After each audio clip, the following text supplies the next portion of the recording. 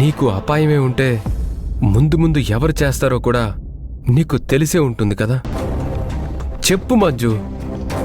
సత్య గారు, 4 రోజులు ఆగండి, అన్ని వివరంగా చెప్తాను. ఇంట్లో వాళ్ళు చెప్పిన మాటలు వినడం, చేసిన వాటికి సారీ చెప్పడం నీకు అలవాటే కదా. ఎందుకు సత్య గారు అలా అంటారు? పోనీ 2 రోజులు ఆగండి, మీకు అన్నీ అర్థమవుతాయి. కొంత గడువు కోర్టు, కొంత గడువు నువ్వు. ఇలా గడువులతో నా జీవితం గడిచిపోతుంది. ఎలాగో నేను ఆ సిరి వల్ల నానా బాధలు పడుతున్నాను. ఇప్పుడు నీ వల్ల ఏం చేస్తాను?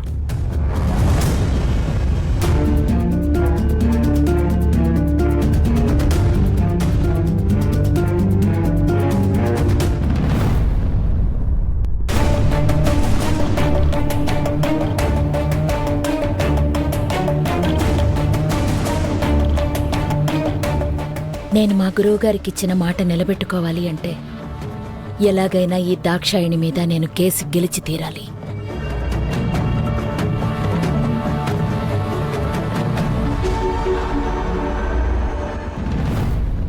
మేడం, నా వల్ల కాదు మేడం. ఇంక నేను సత్యగారి దగ్గర దాయలేను. ఎందుకంటే ఆయనకి నేను ఎప్పుడూ అబద్ధం చెప్పలేదు. అలాంటిది ఇప్పుడు చాలాసార్లు అబద్ధం చెప్పాను. బాధపడకు మంజు. నువ్వు నిజం చెప్పి అనర్థాలు కొని తెచ్చుకోవడం కంటే అబద్ధం చెప్పి వాటిని ఆపడమే ఉత్తమం. ఇంకా ఎన్ని అబద్ధాలు చెప్పాలి మేడం? చెప్పాలి మంజు. నీకోసమో నా కోసమో కాదు కదా.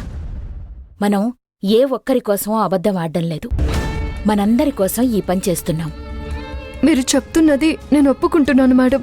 కానీ సత్యగారికి అబద్ధాలు చెప్తుంటే ఏదో తప్పు చేస్తున్న ఫీలింగ్ కలుగుతుంది మేడం. నేను అర్థం చేసుకోగలను మంజు నీ బాధని.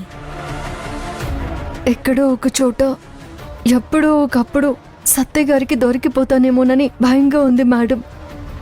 నేనలా దొరకడం కంటే సత్యగారికి జరిగిన విషయం చెప్పి ఆవేశపడొద్దని కాళ్ళ వెళ్ళపడి బ్రతిమాలుకుంటాను.